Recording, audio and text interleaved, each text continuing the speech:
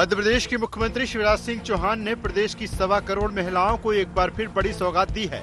मुख्यमंत्री ने रीवा में राज्य स्तरीय लाडली बहना सम्मेलन में मंच से लाडली बहनों के बैंक खातों में सिंगल क्लिक के जरिए तीसरी किस्त के रूप में 1,000 रुपए जारी किए हैं। इस मौके पर 1,25,00,000 से अधिक महिलाओं के अकाउंट में 1,209 करोड़ 59 लाख रुपए ट्रांसफर किए गए।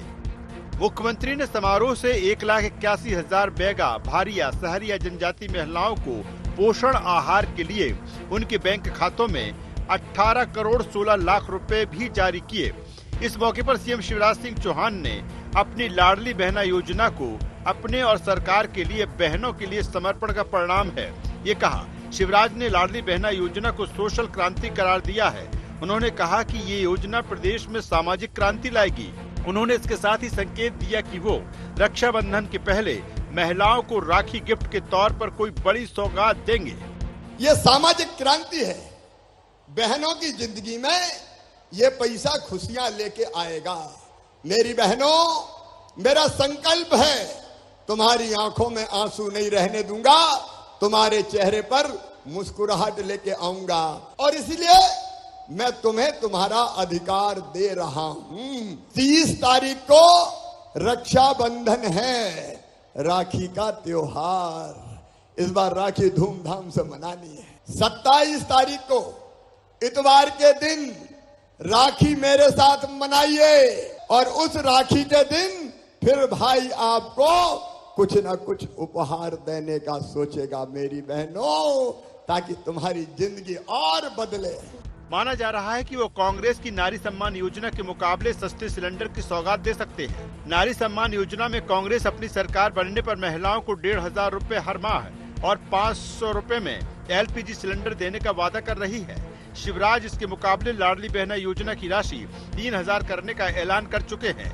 अगर वो सस्ते सिलेंडर की सौगात भी देते हैं तो ये उनका कांग्रेस पर एक और मास्टर स्ट्रोक के साथ ही कांग्रेस पर चुनावी काउंटर अटैक हो सकता है। हालांकि कांग्रेस न तो लाडली बहना योजना को सामाजिक क्रांति मान रही है, न उसे लगता है कि शिवराज के किसी और ऐलान से कोई नुकसान होने वाला है। चला चली की बेला है तो कुछ भी घोषणा आप कर सकते हैं। जनता भी समझ गई है, जानती है और इनसे क्रुद्ध है, नाराज है, तो कहती है कि दे दो जो मामा दे रहा, ले लो। फिर तो कमलनाथ जी देंगे ही 1,500 रुपए। कमलनाथ जी की बात पर लोगों को भरोसा है कि आज याद आई है उनको 3 महीने पहले चुनाव के। 17 साल से क्या कर रहे थे? क्यों नहीं नारियों का सम्मान कर रहे थे? क्यों नहीं लाडली बहना? तो ये क्रांति नहीं हो सकती है सिर्फ चुनाव जीतने के लिए या चुनाव में बने रहने के लिए। बड़े शॉर्ट टर्म योजनाएं हैं ये। मध्य प्रदेश में लगातार बीजेपी की सरकार बनने के पीछे सरकार की महिला हितैषी योजनाओं का बड़ा योगदान रहा है। उनकी योजनाएं बेटी के जन्म से लेकर बेटी की पढ़ाई, शादी, रोजगार, राजनीतिक भागीदारी में उन्हें सशक्त बनाती है। इसी को आगे बढ़ाते हुए उन्होंने नया दांव लाडली बहना योजना का चला है। लाडली बहना योजना पर उनका फोकस किस तरह है, इसका अंदाजा इसी से लगाया जा सकता है कि इस साल स्वतंत्रता दिवस समारोह में उनकी लाडली बहना सेना भी परेड में शामिल होने जा रही है। सीएम शिवराज सिंह चौहान इसे ही सामाजिक क्रांति कह रहे हैं। देखना यह है कि इसका कितना चुनावी फायदा बीजेपी को मिलता है। Bureau report, IND 24।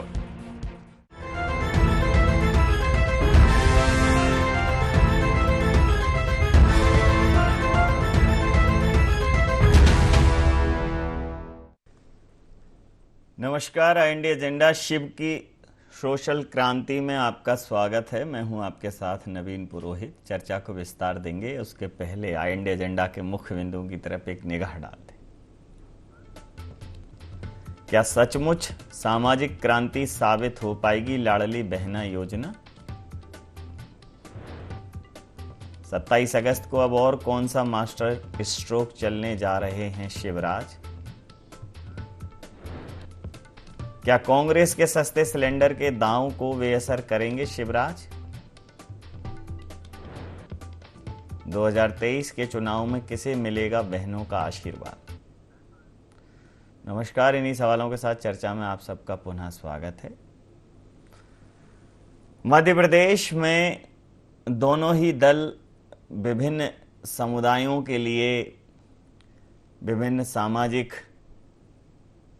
संगठनों के लिए, कर्मचारी संगठनों के लिए उनके लाभ की, उनके हित की योजनाओं का दावा कर रहे हैं, उनका भला करेंगे इस प्रकार का वादा कर रहे हैं। प्रदेश की आधी आबादी के लिए प्रदेश के मुखिया शिवराज सिंह चौहान जी लाडली बहना योजना लाए और उन्होंने कहा कि अब 27 तारीख को वो अपनी बहनों से बात करेंगे और उनके लिए कुछ और उपहार लाएंगे। लाडली बहना योजना गेम चेंजर साबित हो सकती है। इसके बनिस्बत कांग्रेस ने महिला सम्मान योजना का वादा किया और कहा है कि उसमें वो 1500 रुपये देंगे और 500 रुपये का सिलेंडर देंगे। लेकिन 27 तारीख को एक कदम आगे बढ़कर शिवराज जी क्या ऐलान करेंगे वो देखना वाकई में दिलचस्प होगा। सिर्फ योजना का क्रियान्वयन नहीं हो रहा है, शिवराज जी ने इसे एक सोशल क्रांति बना दिया है। लाडली बहना योजनाओं, जो लाडली बहनें हैं, लाडली बहना योजनाओं से जो लाभान्वित हुई हैं उनकी एक परेड 15 अगस्त को होने वाली है। वो महिलाएं वहाँ शामिल होंगी आज़ादी के जश्न में। तो एक मोमेंटम बनाया हुआ है, एक अनुनाद लगातार बना हुआ है, एक माहौल बना हुआ है। और चुनाव में, चुनावी वेला में माहौल का बहुत फर्क है। दोनों ही दल आधी आबादी का हितैषी होने का दावा कर रहे हैं, लेकिन माहौल कौन बना पाता है ये बड़ा दिलचस्प है। तो इसी मुद्दे पर करेंगे चर्चा। हमारे साथ चर्चा में शामिल हैं नेहा बग्गा जी, प्रवक्ता हैं मध्य प्रदेश भारतीय जनता पार्टी की।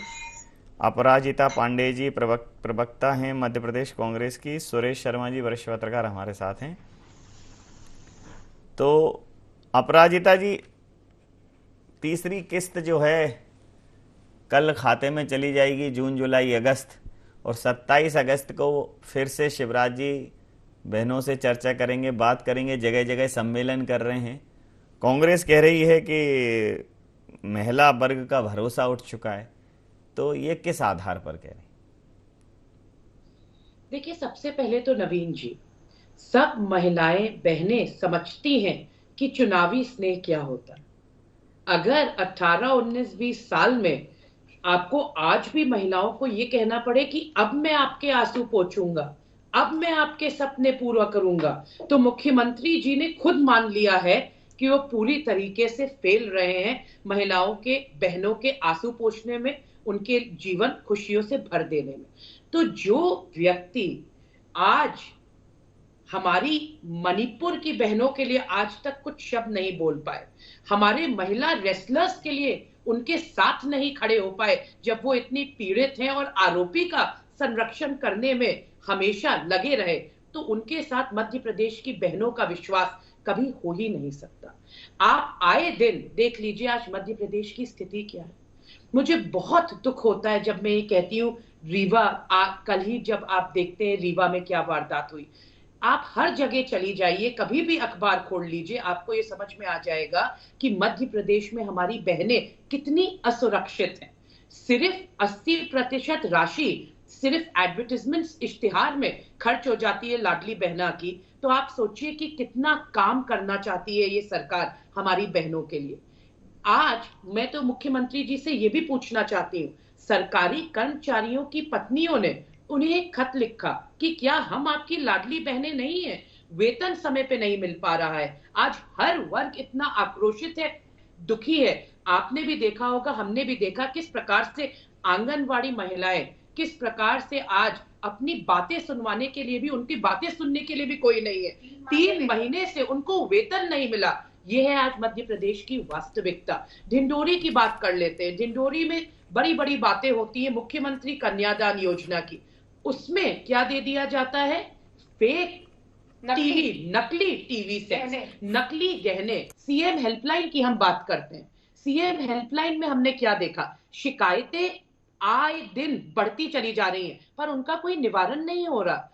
ये स्थिति उत्पन्न हो गई है कि 2 साल लग जाते हैं किसी को महिला के घर आके देखने में, तब तक उस महिला की दुखद घटना में उसकी जान तक चली जाती है डाउरी के लिए, और कुछ एक्शन नहीं लिया जाता। आप महिला आयोग की बात कर लीजिए, खाली पड़ी हुई है नियुक्तियां, बेंच नहीं लगती, केसेस की सुनवाई नहीं होती। अगर महिलाएं जाए तो कहां जाए? मेरा सिर्फ एक ही प्रश्न है, अगर आप महिलाओं के लिए कुछ सोचते हैं तो उसको चुनावी स्नेह क्या क्यों मोहताज होना पड़ता है? ये क्यों देखना पड़ता है कि जब चुनाव निकट आएंगे तो ही हम महिलाओं की बातें करेंगे, तो ही हम महिलाओं के बारे में सोचेंगे? ऐसा क्यों? मध्य प्रदेश प्रतिक्रिया की ले हर लेते एक महिला जानती है। अगर आप धरातल पे जाए तो हर महिला कहती है कि हमें कमलनाथ जी चाहिए, हमें प्रतिक्रिया ले ऐसा लेते मुख्यमंत्री चाहिए जो सत्य बोलता है, जो हमारे बारे में अच्छे से सोचता है। जैसे कि इंटीग्रेटेड योजना हम लेकर आए, नारी सम्मान जी, योजना, हमने प्रतिक्रिया ये ले कहा कि लेता हूं। 15 तो पर्याप्त डायरेक्ट पर्याप्त खाते में समय हो जाएंगे गया है। और 500 सिलेंडर पर्याप्त गैस समय हो गया मिलेगा। है। इंटीग्रेटेड योजना, अपराजिता जी, दूसरा बिल्कुल राउंड में एक फिर गृहिणी बात का करें। बजट सुधारने का जी, प्रयास। अपराजिता जी, पर्याप्त समय हो गया है। नेहा बग्गा जी, प्रतिक्रिया चाहूंगा आपकी। हर महिला ये कह रही है कि उन्हें कमलनाथ जी बतौर मुख्यमंत्री चाहिए, ये कांग्रेस का आधी आबादी को लेकर कॉन्फिडेंस है, क्या कहेंगे? नवीन जी, सबसे पहले तो मैं अपराजिता जी को धन्यवाद देना चाहती हूँ कि उन्होंने आज कमलनाथ जी को वास्तविकता दिखाने का प्रयास किया है। और कांग्रेस की प्रवक्ता होने के बावजूद जिस तरीके से उन्होंने आईना दिखाया है, ये वाकई में बहादुरी का काम है कि चुनाव आने से पहले इस प्रकार के जो वचन पत्र जो ठगी में बदल गए बाद में, उसको दोहराए ना। और आज भी आपने कमलनाथ जी का एक ट्वीट देखा होगा, इसी प्रकार से महिला सम्मान और तमाम सारे जो वादों की फहरिस्त है 2018 से पूर्व में जो चली थी, आज फिर से उन्होंने उसको चलाया है। ये वही कमलनाथ है ना जिन्होंने एक महिला को दलित महिला को आइटम कहकर संबोधित किया था। ये महिला सम्मान की बात करेंगे, ये नारी की सुरक्षा की बात करेंगे, और ये मुखिया होने के बाद अपनी ही पार्टी की महिला कार्यकर्ताओं को सजावटी वस्तु कह देते हैं, क्योंकि वो परिश्रम करती हैं, झंडा उठाती हैं, दरी बिछाती है कांग्रेस पार्टी के लिए, और जब चुनाव के लिए टिकट मांगने आती है तो कहते हैं तो सजावटी वस्तुएं, इसलिए मैं इस तरफ ध्यान नहीं देता हूं। तीसरी महत्वपूर्ण बात आप ये देखिए कि मुख्यमंत्री कन्यादान योजना जो शिवराज जी ने न केवल चलाई बल्कि एक बहुत बड़ी संख्या मध्य प्रदेश की बच्चियों की है जो लाभान्वित हुआ। कमलनाथ जी के आने के बाद उनके बच्चे हो गए नवीन जी, विवाह निकाह तो हुआ पर बच्चे हो गए, वो राशि उनके पास नहीं आई, पर अपने एजेंडे में इन्होंने चुनाव प्रचार में उसकी राशि बढ़ा दी थी। उसी प्रकार से जिस तरीके से बार बार कह रहे थे ना मैं मुख्यमंत्री बनूंगा, तो ये बुर्ज खलीफा पे जाके झंडा लहराने का इस प्रकार का भी ख्वाब देख सकते हैं, और वही सभी अपने वचन पत्र में लाते हैं जो ठगी में बदल जाता है। बेटियों के विवाह निकाह का पैसा नहीं दिया, जो बच्चियां पढ़ रही थी उनको स्कूटी देने से मना कर दिया, लैपटॉप से वंचित करा दिया। और जब युवा कह रहा था, ये लड़कियां बेटियां युवा भी हैं, वो जब पूछ रही थी कि कमलनाथ जी आपने कहा था जब तक नौकरी नहीं मिलती आप बेरोजगारी भत्ता देंगे, एक भी बच्ची, एक भी महिला ऐसी नहीं है, एक भी युवक ऐसा नहीं है जिसको 4,000 रुपए का बेरोजगारी भत्ता दिया हो। मैं पूछती हूँ कि जब एक महिला प्रताड़ना का केस कर रही थी करण मोरवाल के ऊपर, वो महिला कौन थी? आपकी ही पार्टी की कार्यकर्ता थी ना। प्रियंका गांधी उत्तर प्रदेश में चुनाव को देखते हुए नारा दे रही थी, पर उस महिला कार्यकर्ता के प्रति एक शब्द नहीं कहा। यही कमलनाथ जो आज कांग्रेस पार्टी के प्रदेश अध्यक्ष हैं, उन्होंने विवेक तनखा जी को खड़ा करके उस महिला के खिलाफ खड़ा किया और उस करण मोरवाल को बचाने का काम किया। नवीन जी, ये बताइए सुनील सराफ कौन है जो ट्रेन के अंदर महिला के साथ छेड़खानी कर रहा था, अभद्रता कर रहा था, उसको बचाने का प्रयास क्या कांग्रेस पार्टी ने नहीं किया? आप ये बताइए नवीन जी, राजा पटेरिया कौन है जो कह रहे थे कि अगर राहुल गांधी को, और पत्रकारों से कह रहे थे, मुझे हैरानी होती है कि पत्रकारों ने पूछा राहुल गांधी का विवाह का प्रश्न, तो कहा आप अपनी बहू बेटियों को ले आइए, पसंद आएगी तो शादी करवाएंगे। ये अंतर है सोच का। एक और जहां पर भ्रूण में हत्या हुआ करती थी, शिवराज जी ने उस देश की परंपरा को कायम रखते हुए बेटियों का पूजन की परंपरा हर सरकारी कार्यक्रम में, आज वो बंटाधार का शासन भूल के हर घर में लाडली जो है पैदा होते ही लक्ष्मी होती है, लखपति होती है, उसके पैदाइश से जो शुरुआत होती है, उसकी शिक्षा, उसकी उच्च शिक्षा, उसका विवाह, और लाडली बहना तक जब वो घर में गृहिणी है उसको 1,000 रुपए की राशि देके आर्थिक सशक्तिकरण। एक महिला को क्या चाहिए? एक महिला अगर राजनीति के क्षेत्र में है तो वो चाहती है कि अगर उसको 50% का आरक्षण मिले, तो आज नगरीय निकाय में पंच सरपंच के तौर पर, महापौर के तौर पर 50% की आबादी, 50% महिलाएं जो है वो आज राजनीति के क्षेत्र में नेतृत्व कर रही हैं। और आप देखिए वन विभाग हो वहां पर 30% का आरक्षण, शिक्षा विभाग हो उसमें 50% का आरक्षण, आप देखिए उसी प्रकार से पुलिस विभाग हो 33% का आरक्षण। आज ये बेटियों को उचित प्लेटफॉर्म अगर उपलब्ध कराया है, ये तो माननीय शिवराज सिंह चौहान जी ने कराया है। और ये योजनाएं चुनाव के समय नहीं है मैडम जो आप प्रचारित कर रही हैं। आज जनता जानती है कि पिछले 18 साल से विभिन्न स्तर पर हर वर्ग के लिए और महिलाओं प्रतिक्रिया ले को लेता हूं सशक्त करने के लिए मुख्यमंत्री शिवराज सिंह जी ने योजना चलाई है। एक आखिरी लाइन बोल के खत्म करती हूँ, एक आखिरी लाइन बोल के खत्म करती हूँ। मैं ये पूछना चाहती हूँ कि जितना आक्रोश आपको मध्य प्रदेश की बेटियों पर आता है, तब आता है कि जब आपके विधायक कर्नाटक में खड़े होकर कहते हैं आर.के. रमेश कि अगर आप रेप को प्रोटेस्ट नहीं कर सकती तो एंजॉय करना चाहिए। आपने एक बार कमलनाथ जी को बोलते हुए देखा, जो बूढ़ा आपको आपकी हैसियत दिखा रहे थे कि राजस्थान में देखना चाहिए किस प्रकार से प्रताड़ना हो रही है। प्रतिक्रिया ले लेता हूँ नेहा जी, निकाल देते हैं नेहा जी, नेहा जी प्रतिक्रिया ले लेते, नेहा जी प्रतिक्रिया ले लेते, नेहा जी प्रतिक्रिया ले लेता हूँ। बिल्कुल जो बिल्कुल समय सीमा दोनों लोगों की पर्याप्त बराबर हो गई। रमेश शर्मा जी से प्रतिक्रिया ले लेता हूँ। देखिए रमेश शर्मा जी, आधी आबादी निश्चित रूप से पूरी तरह निर्णायक होगी। सुरेश शर्मा जी, आधी आबादी पूरी तरह से निर्णायक होगी, तो सवाल भले ही आधी आबादी का हो, लेकिन जब निर्णय आएगा तो इसी आधी आबादी के बलबूते पूरा निर्णय आएगा। अब कांग्रेस इस आत्मविश्वास में है कि हर प्रदेश की हर महिला ये चाहती है कि कमलनाथ जी मुख्यमंत्री बने। इसका क्या आधार है ये कांग्रेस बेहतर जाने, लेकिन उन्होंने दावा ये ऑन स्क्रीन किया है। और भारतीय जनता पार्टी ये कह रही है कि लाडली लक्ष्मी योजना से, कन्या विवाह योजना से, उनकी शिक्षा दीक्षा से लेके, और अब जब वो एक गृहिणी के तौर पर अपनी घर गृहस्थी चलाती हैं तो वहाँ भी एक सोशल जस्टिस, और उसके बाद अगर संबल है और तमाम योजनाएं, मतलब हर जगह एक व्यक्ति के जीवन के लिए एक सपोर्ट सिस्टम गवर्नमेंट ने खड़ा किया है। तो जब तुलनात्मक अध्ययन होगा तभी आधी आबादी निर्णय लेगी। दोनों के अपने अपने दावे हैं, क्या कहेंगे? राजनीतिक पार्टियां ऐसे दावे करते ही हैं। कौन नेता के बारे में ये कहेगा कि वो उसको मुख्यमंत्री नहीं बनाना चाहता? इसलिए ये दावे तो दावे हैं, लेकिन दावों के पीछे जो सबसे महत्वपूर्ण पक्ष है नवीन जी, वो ये है कि आपकी विश्वसनीयता कितनी है, आपके बारे में अवधारणा क्या है, और उस अवधारणा के बाद आप जो है उस को कितना बना के रखे हो, कितना सार्थक कर पाए हो। ये सबसे बड़ी चीज राजनीति में होती है, अवधारणा की। तो मध्य प्रदेश की 2 सरकारों को हमने देखा है। माननीय कमलनाथ जी की सरकार को देखा है, वो बहुत अनुभवी नेता हैं। दिल्ली में उन्होंने बहुत बढ़िया मंत्रालय संभाला, उनकी बड़ी प्रशंसा होती थी। उसके बाद वो मध्य प्रदेश के मुख्यमंत्री बने। फिर शिवराज जी को हमने देखा। शिवराज जी को तो लंबे समय से ही हम सब लोग कवर कर रहे हैं।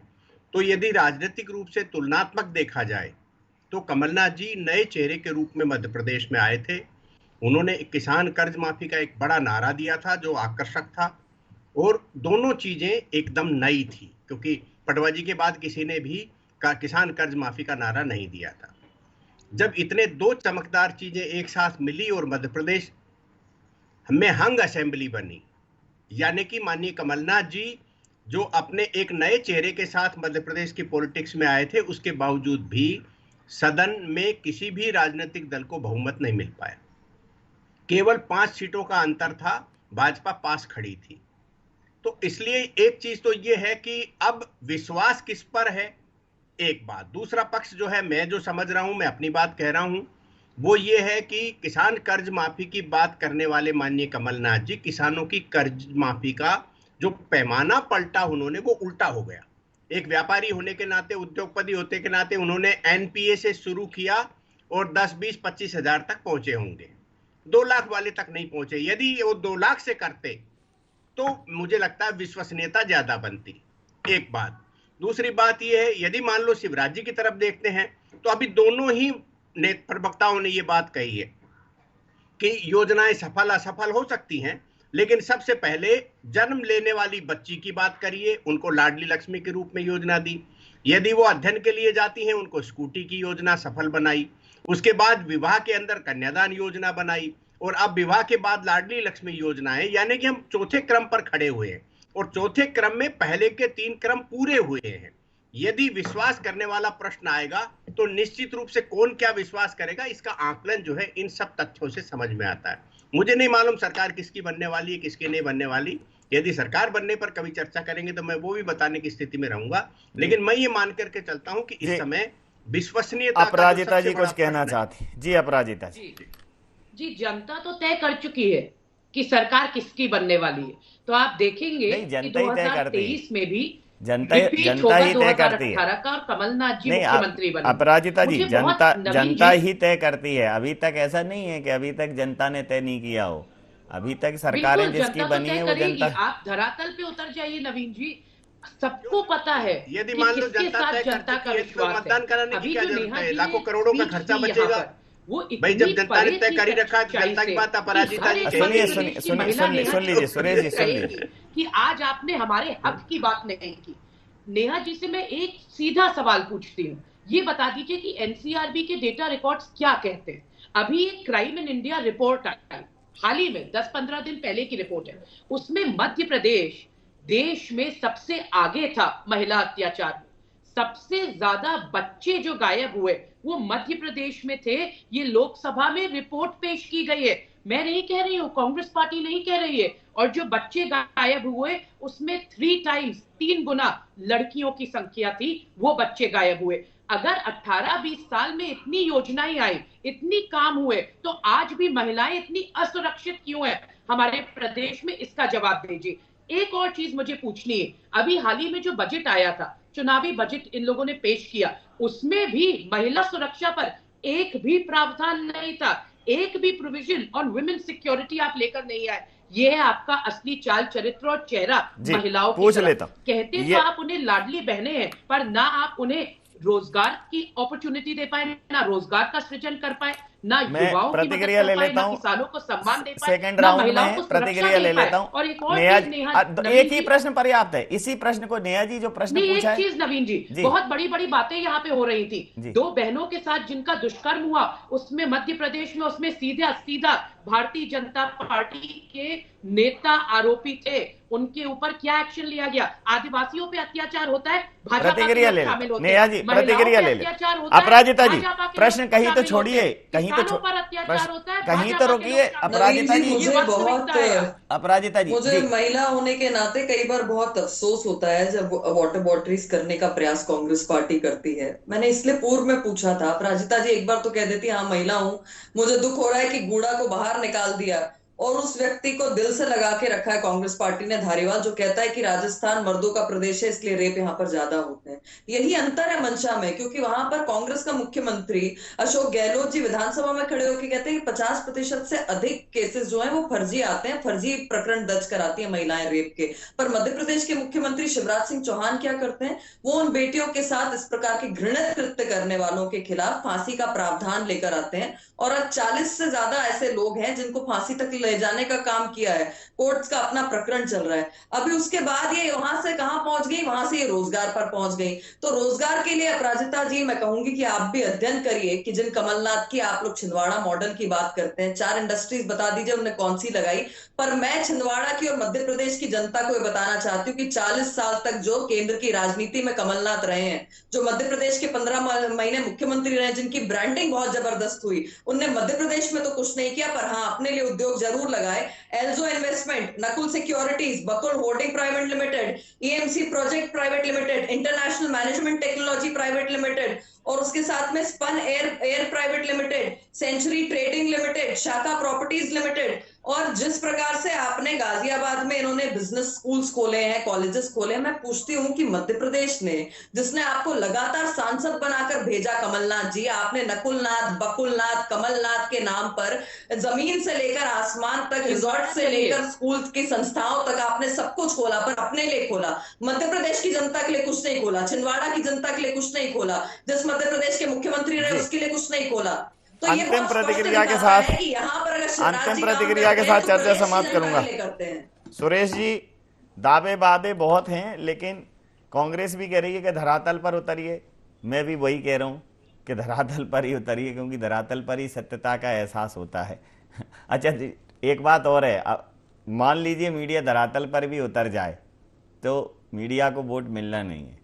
न मीडिया वादा कर रही है कि हम आपके जीवन में ये क्रांतिकारी परिवर्तन ला देंगे, और ना मीडिया उस स्थिति में है जहां मतलब सरकारों के चरित्र एक जैसे हैं और मीडिया के भी उसी तरह से हैं। तो लेकिन धरातल की बात बहुत सही है, तो धरातल पर दोनों को उतरना चाहिए कि कौन सी जगह से ये आवाज़ आ रही है जहां जहां महिलाएं ये कह रही कि अभी कमलनाथ चाहिए, या कौन सी जगह से कांग्रेस को ये आवाज़ें सुनाई दे रही हैं भारतीय जनता पार्टी कहाँ से कॉन्फिडेंट है कि उसको 5वीं बार वो सरकार बना लेगी?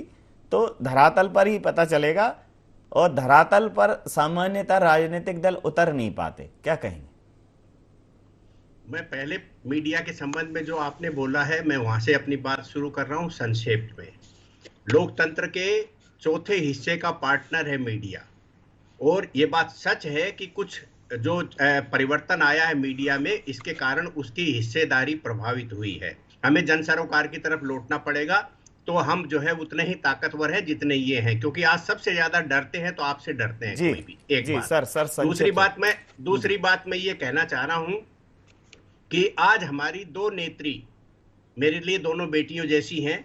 दोनों की दोनों ने जिस तरीके का बोला है, आज कोई निर्णय करने की स्थिति में नहीं है कि कमलनाथ जी आगे निकल रहे हैं या शिवराज जी आगे निकल रहे हैं, क्योंकि आज दोनों ने अपने अपने दलों का इतना अच्छा प्रतिनिधित्व किया है कि मुझे अपने आप को आज पहली बार किसी की प्रशंसा करने के लिए जरा मेरा मन कर रहा है। इसलिए मैं ये मान के चलता हूं। अब बात आती है नेताओं की। अगर आप कांग्रेस की तरफ, अगर आपके अंदर कभी कांग्रेस का भाव आए, जो अपनी बात सुनिए तो सर, अगर आपके अंदर कभी माइक्रो मैनेजमेंट चल रहा है, आप भी जानते हैं नवीन जी, उसके बाद कौन क्या करेगा मुझे सब समझ में आ रहा है, आपके भी समझ में आ रहा है। जी, समय सीमा के चलते मैं ये चर्चा यहाँ समाप्त करूंगा, आपकी बात से ही ये चर्चा समाप्त करूंगा। आप समस्त महानुभावों का बहुत बहुत धन्यवाद, बहुत बहुत आभार। तो अगर जनता कांग्रेस के नजरिए से सोचेगी तो उसको 1500 रुपए प्रति माह और 500 रुपए में गैस सिलेंडर, ये भाव उनके जेहन में आएगा। और अगर भारतीय जनता पार्टी के नजरिए से सोचेगी तो लाडली लक्ष्मी योजना, फिर लाडली बहना योजना, फिर मुख्यमंत्री कन्यादान योजना, फिर छात्रवृत्ति योजना, तो तुलनात्मक अध्ययन में एक पे भरोसा सामने दिख रहा है, काम होते दिख रहा है, और एक पे भरोसा करना है। तो मेहनत कांग्रेस को थोड़ी ज्यादा करनी होगी, क्योंकि उनका वादा जो है वो जब सरकार में आएंगे तब दावे में तब्दील होगा, और यह उसको अपनी कार्यप्रणाली में शामिल कर चुके हैं। तो कांग्रेस को धरातल पर उतरकर ज्यादा मेहनत करनी होगी आधी आबादी को कन्विंस करने में। चूंकि कांग्रेस आत्मविश्वास से लवरेज है, उसको ये आत्मविश्वास है कि आधी आबादी कांग्रेस के पक्ष में है, लेकिन धरातल पर उतरकर और ज्यादा काम करने की जरूरत है। तो सिब की ये सोशल क्रांति कांग्रेस के लिए कितना बड़ा अवरोध बनेगी, देखना दिलचस्प रहेगा। इंडिया एजेंडा में नहीं, आप बने रहिए IND 24 के साथ और देखते रहिए IND 24। नमस्कार।